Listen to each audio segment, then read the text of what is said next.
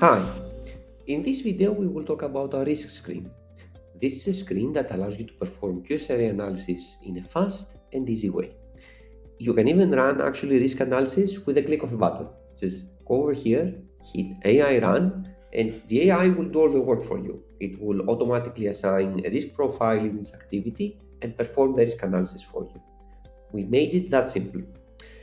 Now, this screen is organized having in mind the steps one follows during a risk workshop. First, you assign duration uncertainty, then you add the risk events, and finally, you see the results. Let's have a look at the first step, duration uncertainty.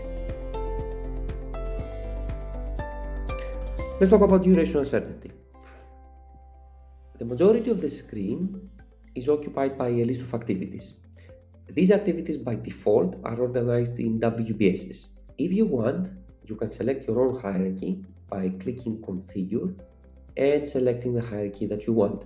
We support WBSs and all activity codes. Now, for each activity, you can see quite a lot of information: its name, type, progress, started end date, etc. Assigning duration activity for one activity is very simple. You go to the line that you want, this is the activity that you want, and you select the distribution. We support 3 distributions. And once you do that, for example, I select a triangle, and then you select a minimum, and most probable, and the maximum value. It's that simple. The problem, however, is that you have to repeat that process quite a lot of times, which is why we're giving you some powerful tools for that. We'll talk about that in the next segment.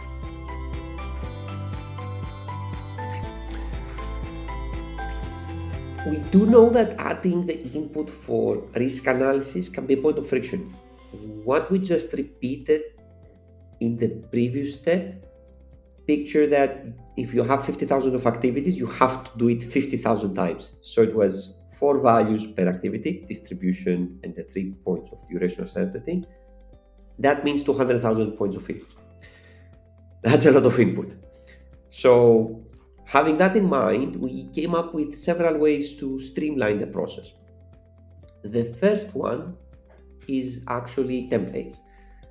By clicking here on the drop-down, you can assign a risk profile to an activity by choosing one of the 5 templates between low to high. You can define those templates are by clicking at Configure, and here you can define what its template is between the distribution, minimum, probable, and maximum. That means that now with the click of a button, you can just define the risk profile of an activity. So that means if you have 50,000 activities, you can now only do it with 50,000 clicks, which is still a lot. So we decided to go a step further and give you an even more powerful tool, which is inheritance. Inheritance allows for an activity to tell the software that this activity will inherit its values from its parent WBS. This allows you, in combination with the templates, to define the risk profile of whole WBSs or activity codes with a click of a button, which is what I'm going to do now. For example, this WBS is medium, and voila.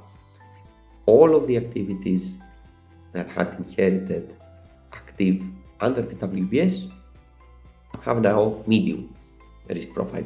This basically allows you with a few clicks to define the risk profile of the entire project.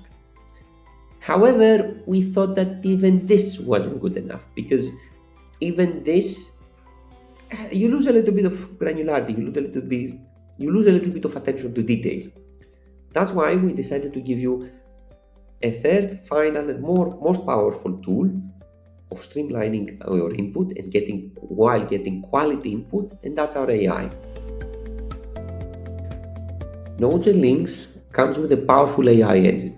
Our artificial intelligence can give you a risk profile for each activity by looking at the performance of past activities. So if you have an activity called electrical works, it basically looks at previous activities and says, okay, last 3 times you did electrical works, your delay was ranging between 30 and 50%. Therefore, next time you will do electrical works, I'm making an estimate that you will be delayed between 30 and 50%. There is a lot of complexity and nuance happening under the hood, but the basic concept is that is simple to follow. Telling the AI to assign a risk profile to an activity is very simple. Basically, what you need to do is go to an activity that you're interested in, flip this button, and you're done. Now, notice that two things happen. First of all, the numbers changed to blue, indicating that the AI now is deciding those values. And the distribution also changed to an orange link side to show you that the AI is also deciding the distribution. As you can see, we are fully transparent with the numbers of our AI, and most importantly, you don't have to use it on everything. You can use it as much as you desire, which brings me to the next point. Our AI is not here to compete with the user, but to complement them. No matter how many streamlined methods of input we provide, there's still limits about how much time a human can spend on risk workshop. You will not be able to look at every single activity in your schedule. Most of the times people look at 100 to 500 activities, maybe 1,000 if they're very lucky. That's where the AI shines.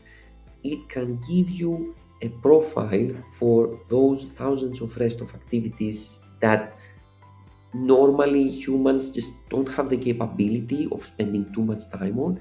And also it can give you a data-driven opinion for your critical ones. This is a tool designed to work with human expertise and supplement it, not replace it.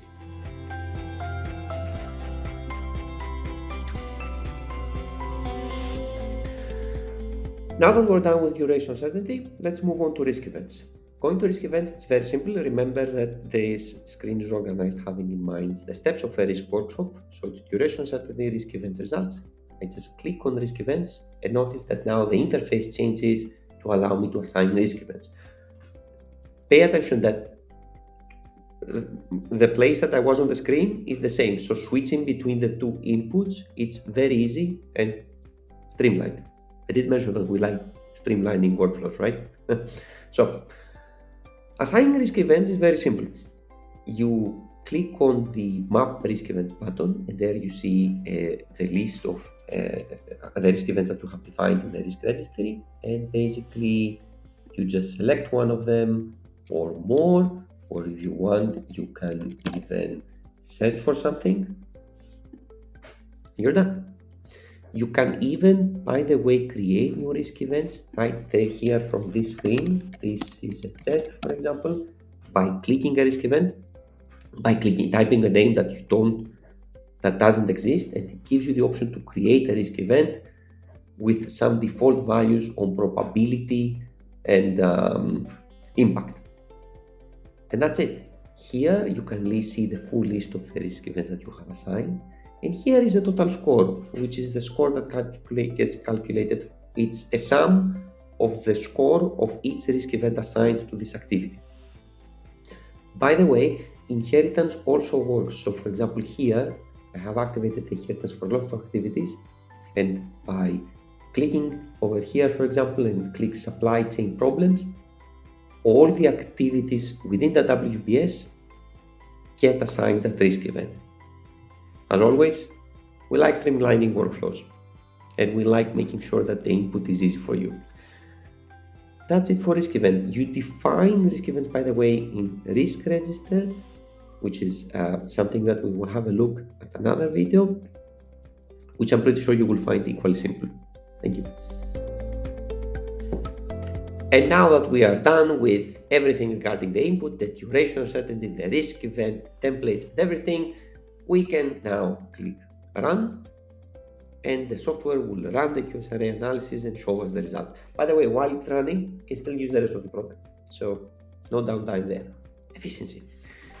So, and kind reminder, if you don't want to deal with any of that, duration uncertainty, templates, risk events, you can just click AI run.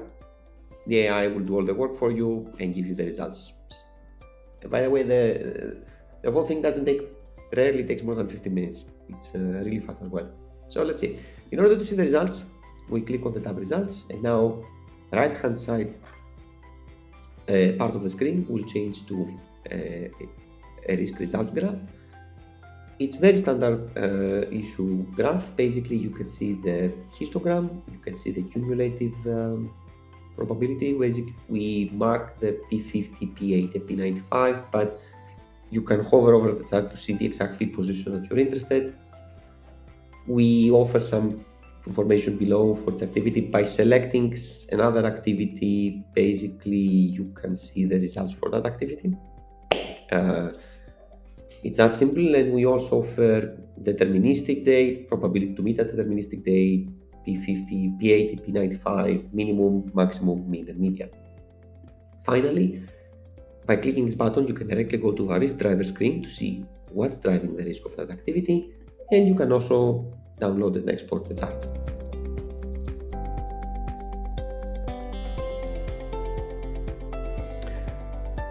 Now that I've covered the main workflow of the screen, which is running a risk analysis, I would like to mention quite a few quality of life features that we offer. First of all, let's say that you've done all the process that I've just shown and for one schedule, and now you have an update. What are you going to do? Repeat the whole process? No, you shouldn't have to do that. So basically, we allow you, when it comes to an update, to import risk profile from a short schedule, which allows you to import the risk profile from a previous schedule and just make the changes that you really want. Because rarely, out of 50,000 activities, all 50,000 activities will change the risk profile. And if they do, that's what AI is there for. It will automatically see the new performance, and it will automatically update everything for you. Efficiency.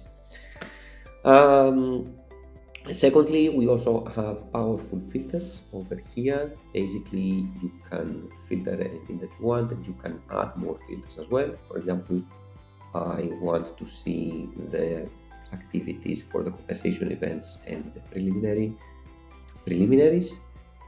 Once I have filtered something, I can also do mass assignments to everything that I have filtered. So that's another powerful method of input.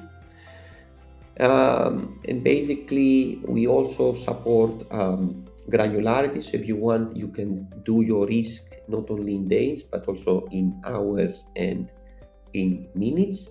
And finally, we also offer importing and exporting the results. So basically, you can import them if you want to from an Excel file, or export them to an Excel file. We offer search, so you can search for whatever activity that you want. A very nice filter which removes all the completed activities, because completed activities, let's face it, they're just noise at this point of the risk workshop. This has been the risk screen. Thank you very much for watching. If you have any questions, don't hesitate to contact us, and we will be in touch.